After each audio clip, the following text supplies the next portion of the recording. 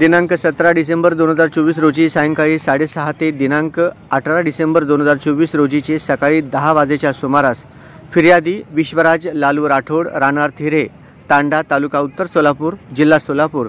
यांच्या मालकीचे 30,25,000 रुपये किमतीचा पिवळ्या रंगाचा JCB मशीन, त्याचा क्रमांक MS13EK 6076 हा कोणीतरी अज्ञात चोरट्याने चोरून नेला म्हणून वगैरे मजकुराच्या दिलेल्या फिर्यादीवरून सोलापूर तालुका पोलीस ठाण्यास गुन्हा दाखल झाला आहे। सदर गुन्ह्यातील चोरीस गेलेला JCB व अज्ञात आरोपी यांचा शोध घेऊन गुन्ह्याची उकल करण्याच्या अनुषंगानं सोलापूर तालुका पोलीस ठाण्याकडील गुन्हे प्रकटीकरण पथकातील पोलीस अंमलदार अतुल कुलकर्णी, प्रीतम यावलकर, अपर पोलीस अधीक्षक संकेत देवळेकर, उपविभागीय पोलीस अधिकारी सोलापूर ग्रामीण उपविभाग